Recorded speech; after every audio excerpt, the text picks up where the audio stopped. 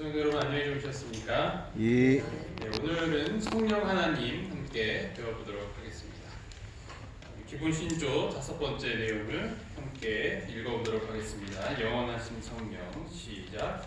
영원하신 성령 하나님은 창조, 성육신, 구속 사업에 있어서 성부와 성자로 더불어 활동하셨다. 그분은 성경 기자들에게 영감을 주셨다. 그분은 그리스도의 생애의 능력을 충만케 하셨다. 그분은 인간들을 이끄시고 죄를 깨닫게 하시며 이에 반응하는 사람들을 새롭게 하시고 하나님의 형상으로 변화시키신다. 하나님의 자녀들과 항상 함께 하시도록 성부와 성자에 의해 파송되신 그분은 영적 의사사들을 교회에 부여하시며 교회의 능력을 베풀어 주셔서 그리스도를 증거하도록 하시고 성령과 조화를 이루어 교회를 모든 진리 가운데로 인도하신다. 아멘. 네, 그래서 우리가 삼위일체에서 이제 성령 하나님 마지막으로 배워보는 시간을 갖도록 하겠습니다. 성령은 누구신가? 성경은 성령을 인격체로 계시한다. 성령과 우리는 이 요긴한 것들 외에는 아무 짐도 너희에게 지우지 아니하는 것이 옳은 줄 알았노니.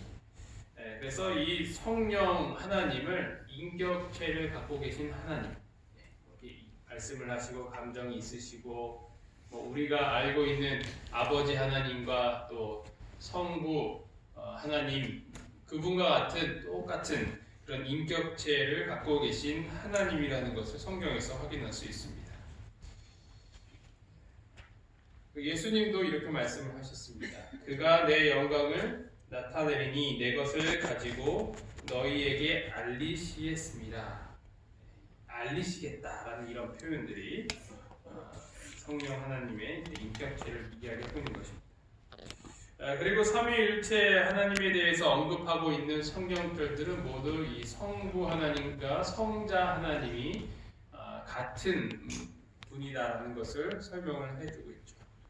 주 예수 그리스도의 은혜와 하나님의 사랑과 성령의 교통하심이 너희 무리와 함께 있을지어다. 그래서 이 사도의 축복의 말씀 가운데서 성령 하나님이 등장하시면서 교통하시는 성령님이라고 표현을 하고 있습니다.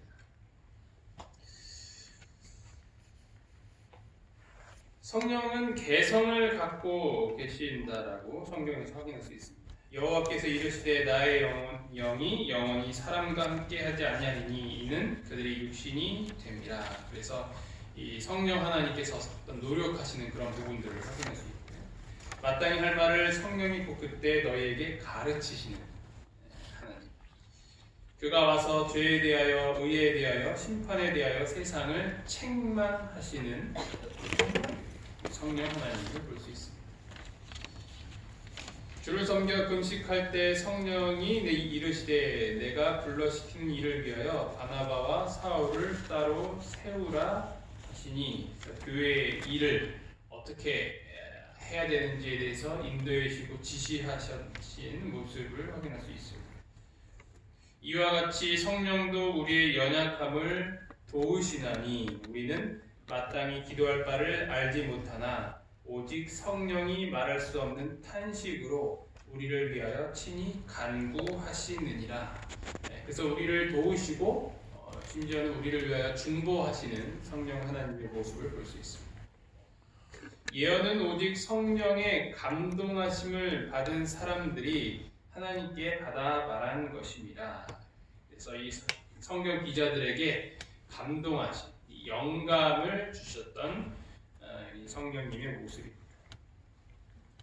곧 하나님 아버지의 미리 하심을 따라 성령이 거룩하게 하심으로 순종함과 예수 그리스도의 피뿌림을 얻기 위하여 택하심을 받은 자들에게 편지하노니 은혜와 평강이 너에게 더욱 많을지어다.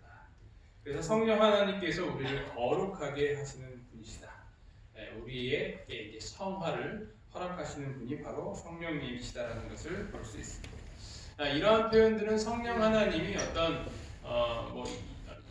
이 성경을 이제 잘 모르는 그런 학자들이 주장하는 것처럼 어떤 에너지다, 아니면 뭐 하나님의 뭐 피조물이다, 이런 개념이 아니라 똑같은 하나님과 이 동일한 인격체라는 것을 확인할 수 있습니다. 성령은 참으로 하나님이시다. 이 사도행전에서 보면 이 아나니아가 소유를 팔아 그 값에서 얼마를 감추게 되는데요. 그렇게 성령을 속인 것을 가리켜서 이 사람에게 거짓말한 것이 아니요 하나님께 한 것이다라고 이야기를 하고 있는 것을 볼 수 있죠. 그래서 성령님이 하나님이시다라는 것입니다. 그리고 예수님은 용서받을 수 없는 죄를 이 성령을 모독하는 것이라고 말씀하셨습니다. 성령을 모독하는 것은 사하심을 얻지 못하겠고, 누구든지 말로 성령을 거역하면 이 세상과 오는 세상에서도 사하심을 얻지 못하리라. 그래서 이 사하심을 얻지 못하게 하는 어떤 이러한 분은 하나님이실 수밖에 없는 것이죠. 그리고 성경은 성령과 신적 속성들, 우리가 그동안 배웠었던 그런 속성들을 또 갖고 계시는 걸 볼 수 있습니다. 이는 그리스도 예수 안에 있는 생명의 성령이 성령의 법이 죄와 사망의 법에서 너를 해방하였습니다. 그래서 생명을 갖고 계신 성령님, 그리고 진리의 성령이라고 표현을 하고 있고요. 또한 이 사랑을 갖고 계신 성령 하나님을 우리가 볼 수 있습니다. 하나님의 성령을 근심하게 하지 말라. 그 안에서 너희가 구원의 날까지 인치심을 받았느니라. 그래서 우리가 인치시는 날, 구원의 날까지 함께 하시는 거룩한 하나님의 모습을 보여주고 있는 것입니다. 또한 이 모든 일은 같은 한 성령이 행하사 그의 뜻대로 각 사람에게 나누어 주시는, 영적 은사들을 나누어 주시는 전능하신 하나님의 모습. 내가 아버지께 구하겠으니 그가 또 다른 보혜사를 너에게 주사 영원토록 너희와 함께 있으리라. 너희와 함께 있는다. 누구든지 어떤 사람에게 함께 하시는 그 편재하시는 하나님의 모습. 그리고 성령은 모든 것, 곧 하나님의 깊은 것까지도 통달하시는데 사람의 일을 사람의 속에 있는 영 외에 누가 알리요? 이와 같이 하나님의 일도 하나님의 영 외에는 아무도 알지 못합니다. 전지하신 하나님의 모습을 볼 수 있습니다. 이 성령 하나님께서는 이 창조와 부활의 그 모든 일 가운데 함께 하셨습니다. 하나님의 영이 나를 지으셨고 전능자의 기운이 나를 살리셨다. 욥기의 말씀을 통해서 보면 하나님께서 그 천지를 창조하실 때 함께 하신 것을 볼 수 있죠. 주의 영을 보내어 그들을 창조하사 지면을 새롭게 하시나이다. 그리고 예수님의 부활 가운데서도 함께 하시는 것을 볼 수 있습니다. 예수를 죽은 자 가운데서 살리신 이의 영이 너희 안에 거하시면 그리스도 예수를 죽은 자 가운데서 살리신 이가 너희 안에 거하시는 그의 영으로 말미암아 너희 죽을 몸도 살리시리라. 그리고 또한 처녀 마리아를 통해서 잉태하게 하신 분도 성령 하나님이십니다. 그래서 창조하시고 또 생명을 불어넣으시는 분, 이분이 바로 성령 하나님이시라는 것을 볼 수 있는 것이죠. 세 번째로 성령과 삼위 하나님입니다. 성령 하나님은 삼위 하나님 중에 셋째 위격으로 해서 영원 전부터 존재하신 하나님의 모습을 볼 수 있습니다. 성부, 성자, 성령은 동일하게 자존하시는, 스스로 존재하시는 분이라는 것이죠. 성령 하나님께서는 특별히 이 예수님께서 태어나시고 또 생애하시고 침례 받으시고 또 십자가에 달려 돌아가시고 부활하시는 그 모든 그 여정 가운데 함께 하시고 도움을 주신 분으로 기록이 되어 있습니다. 성령이 내게 임하시고 지극히 높으신 이의 능력이 너를 덮으시리니 이러므로 나실 바 거룩한 이는 하나님의 아들이라. 그래서 이 마리아가 이 처녀임에도 불구하고 잉태하도록 하셨던, 예수님을 임신하게 하셨던 분이 바로 성령 하나님이십니다. 그리고 예수님께서 침례를 받으실 때 무엇이 내려요? 성령의 비둘기. 그래서 침례 받으실 때도 성령 하나님께 함께 하시는 것을 볼 수 있고, 예수를 죽은 자 가운데에서 살리실 때, 부활하실 때, 이때 역시 성령 하나님이 함께 하시는 것을 볼 수 있습니다. 그래서 이 세 번째로 신성 내에서 성령은 집행자의 기능을 성취하는 것처럼 보인다. 왜냐하면 하나님께서 이 아들을 세상에 주실 때 그분은 성령으로 잉태되셨기 때문입니다. 창조 시에 밀접하게 개입하셨고 생명의 기원과 유지는 그분의 작용에 달려 있는 것입니다. 반대로 그분이 떠나가시는 것은 또 무엇을 이야기하는 것이냐면 바로 이 죽음을 이야기하는, 사망을 이야기하는 것입니다. 그가 만일 뜻을 정하시고 그의 영과 목숨을 거두실진데 모든 육체가 다 함께 죽으며 사람은 흙으로 돌아가리라. 그래서 이 영과 목숨을 거두신다. 이렇게 됐을 때 흙으로 돌아가고 한다는 모습이죠. 하나님의 영이 나를 지으셨고 젖는 자의 기운이 나를 살리시느니라. 성령 하나님께서는 지금도 우리의 심령 가운데 어떤 사역을 하시냐면 재창조의 사역을 하십니다. 우리의 마음을 새롭게 해요. 우리를 거룩하게 하시는 분이 누구시냐면 바로 성령 하나님이십니다.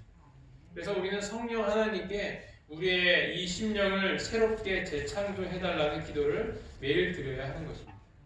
왜냐하면 그분은 창조의 하나님이시며 현재 우리에게 큰 도움을 주시는 분이시기 때문입니다. 오늘 이렇게 함께 모여서 기도할 때 이 성령 하나님께 우리의 이 재창조의 모습을 역사하게 해달라고 간절히 기도하기를 간절히 바랍니다. 아멘. 다음은 약속된 성령입니다. 아담과 하와는 죄 때문에 성령으로부터 분리가 되었습니다. 우리는 성령이 거하시는 곳이 되도록 원래는 의도된 존재였다는 것이죠. 너희는 너희가 하나님의 성전인 것과 하나님의 성령이 너희 안에 계시는 것을 알지 못하느냐. 그래서 우리는 하나님의 성전으로서 몸이 이렇게 창조가 되었다는 것입니다. 왜 제7일 안식일 예수 재림교회는 이 건강 기별을 중요시하고 몸을 깨끗이 하는 것을 큰 아주 중요한 교리로 여기고 있는가? 여기에 그 토대는 무엇이냐면 이게 바로 고린도전서 3장 16절입니다. 우리의 몸이 성령의 전이기 때문에 그 성령의 전답게 거룩하게 보존을 해야 한다는 것이죠.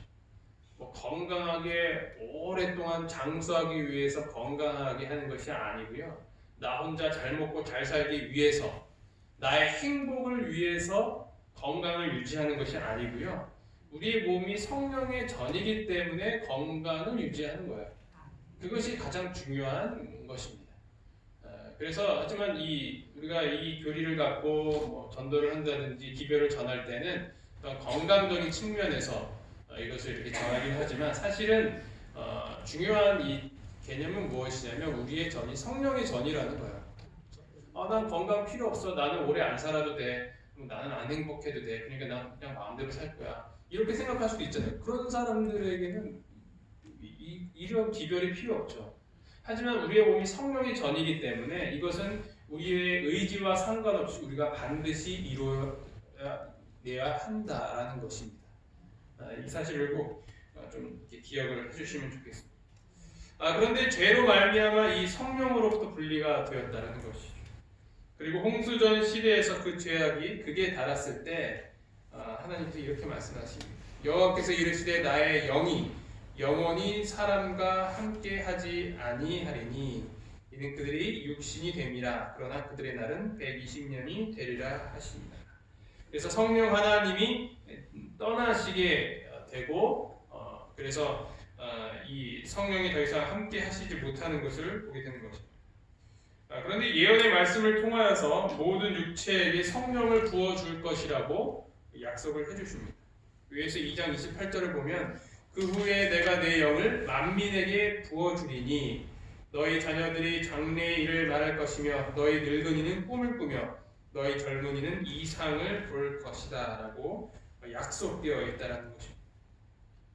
이 그리스도의 사역을 성령의 사역으로 가리키면서 침례 요한이 이렇게 이야기했습니다. 예수님께서 어떻게 침례를 베푸실 것이라고요? 무엇으로? 성령과 불로 침례를 줄 것이다 라고 침례 요한이 이야기했던 것이죠. 하지만 예수님의 공생의 기간 동안 예수님께서 직접 성령으로 침례를 주시는 일은 일어나지 않습니다. 예수님께서 죽으시기 전에 이렇게 약속을 하시죠. 내가 아버지께 구하겠으니 그가 또 다른 보혜사를 너희에게 주사 영원토록 너희와 함께 있게 할 것이다. 그래서 이 또 다른 보혜사, 이 보혜사라는 뜻은 도움자, 위로자 그런 뜻입니다. 이것은 성령 하나님을 가리키고 있는 것이죠. 그래서 또 다른 보혜사라는 것은 내가 일단 보혜사라는 예수님이 보혜사인데 나와 같은 보혜사를 또 한 명을 보내주겠다라고 예수님께서 약속을 해주시는 것입니다. 그래서 그분께서 하늘로 올리우실 때 이렇게 약속을 하시죠. 볼지어다 내가 아버지께서 약속하신 것을 너희에게 보내리니 이 약속하신 것이 무엇이냐면 바로 성령 하나님이시라는 것입니다. 이러한 능력은 오직 성령이 임하실 때 받게 되어서 신자들은 땅끝까지 그분의 증인이 될 것이었다라는 것입니다. 하지만 이것은 언제 이후에 이루어져야 되는 것이냐면 예수님께서 영광을 받으신 이후에 영광을 받지 않으셨으므로 성령이 아직 그들에게 계시지 아니하시더라. 이 말씀은 무엇이냐면 이 예수님께서 영광을 받으신다 이런 표현은 성경에서 무엇을 특히 사복음서에서 말하는 이 표현들은 십자가를 이야기합니다. 그러니까 십자가가 예수님의 영광이라는 것이죠. 이 내용을 자세히 생각을 해보면 이 십자가는 굉장히 굴욕적인 일이거든요. 가장 극악무도한 죄인, 가장 멸시받아야 할 사람이 매달리는 곳이 어디냐면 십자가인 거죠. 그런데 예수님께서 매달리시니까 그것은 무엇이 되는 거예요? 영광이 됐다는 거죠. 이것도 또한 우리가 좀 깊이 생각해 볼 주제입니다. 어쨌든 여기서 예수님의 십자가 사건 전이기 때문에 이 성령이 아직 그들에게 임하지 않았다. 이 말은 무엇이냐면 예수님의 십자가 이후에 예수님이 영광 받으신 이후에 성령이 내릴 것이다 라는 약속이라는 것입니다. 그래서 그들은 마침내 성령의 부어주심의 약속을 어디서 경험을 하게 돼요? 사도행전 2장 사도행전 2장에서 경험하게 됩니다. 하나님이 오른손으로 예수를 높이심에 그가 약속하신 성령을 아버지께 받아서 너희가 보고 듣는 이것을 부어주셨느니라. 그래서 이 예수님께서 십자가에 달려 돌아가신 후에 이 하늘 보좌에 앉으셨을 때 이때 무엇이 이제 제자들에게 임하게 되냐면 바로 성령 하나님이 임하게 된다는 것이죠. 이 부분은 사실 예수님께서 이 보좌에 앉으셨다라는 것은 즉위식을 설명을 하고 있는 거예요. 그래서 이 왕으로서, 제사장으로서, 선지자로서 어떤 그런 즉위식이 됐을 때 무엇을 부어주죠? 기름을 부어주죠, 그렇죠? 그래서 어제 그 아들 하나님의 직위의 말씀을 드리면서 이 기름 부음 받은 자, 메시아라는 것은 이 기름 부음 받은 것을 이야기합니다. 그래서 예수님께서 그 하나님의 보좌에 앉으셨을 때 즉위식이었다라는 것이죠. 그 즉위식에서 이 하나님께서 부어신 그 기름은 무엇을 말하냐면 성령 하나님을 이야기하는 것입니다. 그래서 이들이 왜 오순절날에 성령을 받았는가? 그것은 예수님의 또한 즉위식을 설명을 하고 있는 것입니다.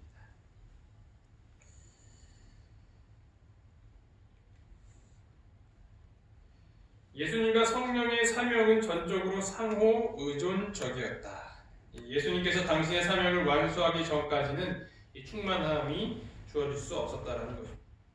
그러나 예수님은 성령 충만함을 체험하신 첫 번째 인간이 되셨다는 거예요.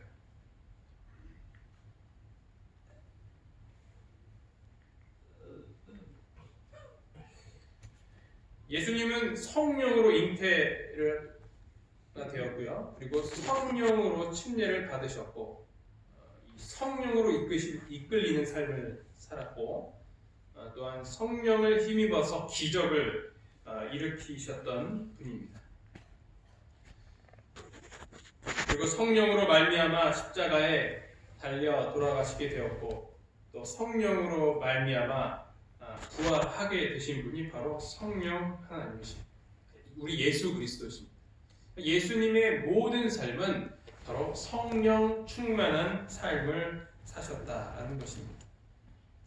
예수님은 3년 반 동안의 공생의 기간, 아니 그분의 전체 모든 생애 기간 동안, 심지어는 그분이 태어나시기 전부터 돌아가신 이후에도 그분은 성령 충만한 생애를 사셨습니다. 우리는 어떻게 그분과 같은 삶을 살 수 있을까라는 질문을 우리 아들 하나님의 내용을 배우면서 우리는 질문을 했습니다. 우리도 예수님처럼 살 수 있다라는 말인데 그러면 과연 그 일은 어떻게 가능할까? 내가 열심히 노력하고 고행하고 봉사하고 최선을 다할 때 그 일은 일어날 수 있는 것인가? 그에 대한 답을 예수님께서는 오늘 이 성령 하나님의 교리를 통해서 말씀하고 계시는 것입니다. 그것은 바로 성령 충만한 삶을 살라는 것입니다. 우리가 성령에 이끌리는 삶을 살게 되면 우리는 예수님과 같은 삶을 살 수 있게 되는 것입니다. 이것은 내가 노력해서 나의 힘으로 되는 것이 아니라 나의 영으로 되는 것입니다. 이것은 약속이며 하나님께서 우리에게 제공하신 커다란 축복임을 오늘 이 시간 꼭 기억하시기 바랍니다. 성령의 삶으로 말미암아 예수님과 같은 삶을 살게 되는 우리 모두가 되기를 바라면서 말씀을 마치도록 하겠습니다. 아멘. 기도하시겠습니다. 하늘에 계신 하나님 아버지, 오늘 저희에게 이런 귀한 말씀을 배울 수 있도록 인도하여 주심에 참으로 감사합니다. 아멘. 아버지, 성령 하나님이 저희와 함께 하실 수 있도록 주님 인도하여 주시옵소서. 아멘. 저희도 예수님처럼 성령 충만한 삶을 살기를 간절히 바랍니다. 아멘. 예수님처럼 성령에 이끌려 성령의 음성에 따라 성령의 지도하시는 대로 살아가기를 간절히 원하오니 아버지, 저희가 이것을 위하여서 기도하고 간절히 바랍니다. 아버지, 저희와 함께 하여 주셔서 예수님과 같은 삶을 살 수 있도록 인도하여 주시옵소서. 이 아멘. 모든 말씀 예수님 이름으로 기도합니다. 아멘.